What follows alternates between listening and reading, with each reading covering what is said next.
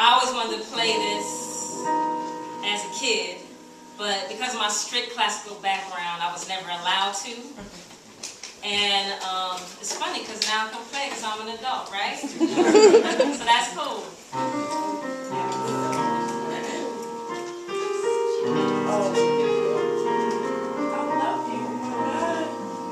If I can play it right.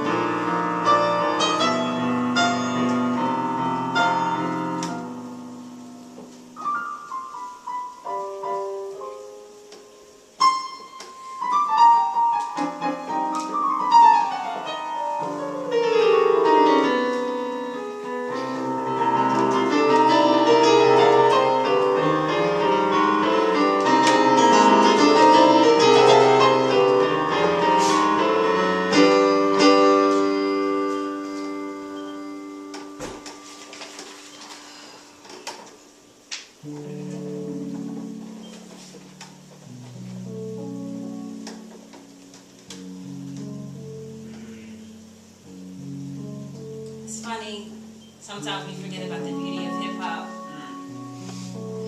Just, all we need to do is take out some of the drums, some of the snares, and make it funky, and listen to the core.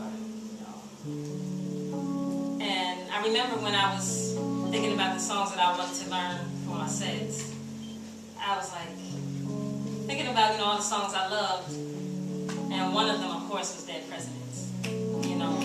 One of my favorite Jay-Z songs to this day.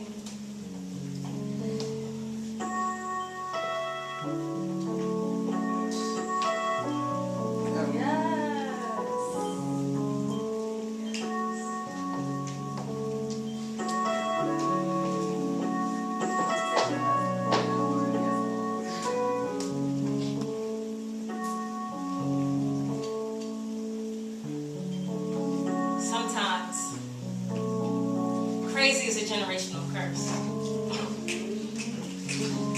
Psychedelic insanity passed down like heirlooms, phenotypes and birthmarks, smeared between the creases of a frontal lobe.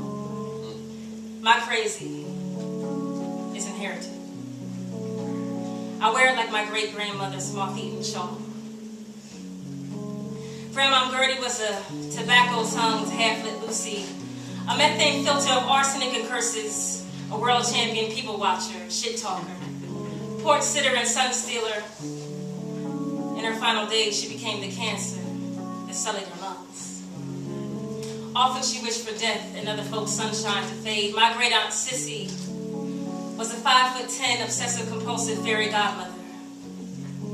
She adhered Brillo pads to her palms and dreamt of Arm & Hammer baking soda while she slept.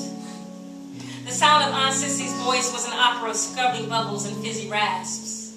She believed in clean, measured dust in millimeters, and never allowed her pocketbook to so much as graze the ground. After a heart attack at age 50, she left behind an adult daughter who took public pisses behind my elementary school. Before then, she'd been a Vietnam War veteran's punching bag. During pregnancy, he hurled her down 2 flights of stairs. In turn, she gave birth to a schizophrenic son. AWOL before enlistment, Desert Storm made my cousin Sheldon's psyche a soup of mud, trench, and shrapnel. Last we heard, he was streaking nude through the streets of Honolulu. After 4 generations, my crazy became a 7-year-old classical pianist. A reincarnation of the Mozart I never thought I was meant to be. Still, I was made to practice 3 hours daily, cringed at the tiniest of miscues, and placed my fingertips in purgatory because mistakes were morsels of sin. To be excommunicated under a nightlight in an only child's bedroom, perfectionism is myself. Prison of drywall and crooked dreams, glass-blown tears I ought never cry, the stuff of my mother's scowl, her expectations that were hard-edged and helium. Knife deep, hovered high. The greasy film of an insecurity sopped up with a dingy dish rag. I am claustrophobe, cutter, and punisher of thumbs. While writing this poem, they led through the page. Because to expect perfection means a perpetual skinny dip in disappointment, and my nakedness is all shortcomings and sores. Learning to exist inside sanity is arduous.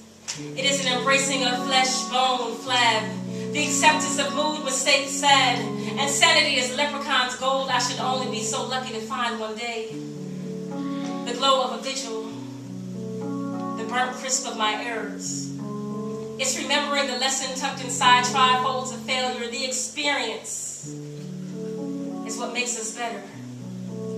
The fault line and tremor, I can be the aftershock.